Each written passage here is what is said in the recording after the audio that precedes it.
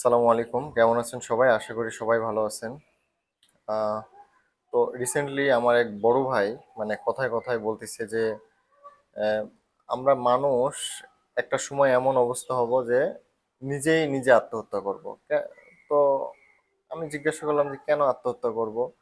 তো তার পরিপ্রেক্ষিতে সে বলতেছে যে আমাদের বর্তমানে এমন অবস্থা যে আমার সবকিছু চাই, এবং সবকিছু চাই তো চাই, এবং সবচেয়ে ভালোটা চাই। যেমন আমার শহরে একটা ফ্ল্যাট চাই, নিজের গ্রামে একটা ফ্ল্যাট চাই, আমার ভালো একটা গাড়ি চাই, আমার ভালো একটা মোবাইল চাই, আমার আহ, অনেক বেশি ব্যাংক ব্যালেন্স চাই, আমার প্রত্যেকটা ব্যাংকে যেন টাকা থাকে, দেশের বাইরে যে সুইস ব্যাংক আছে সেখানেও যেন টাকা আছে। তো এই যে এত কিছুর পিছনে দৌড়াইতে দৌড়াইতে যখন সেগুলো পাবো না, তখন কি করব? তখন হতাশাগ্রস্ত হয়ে ডিপ্রেশনে যায় নিজে নিজেই সুসাইড করব। তো আসলে আমাদের চাহিদাগুলো অনেক সীমিত রাখা দরকার।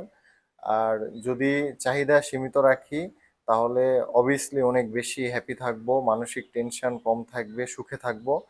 তো জীবনে আসলে সুস্থ সুন্দরভাবে বেঁচে থাকার জন্য অনেক বেশি কোনো কিছুর দরকার নাই। দরকার হচ্ছে মানসিক রিল্যাক্স, আর দরকার একটু স্বাধীনতা। তো আমার মনে হয় 3 বেলা যদি কেউ ভালো মতো খাইতে পারে, পড়তে পারে, তাহলে দ্যাটস এনাফ।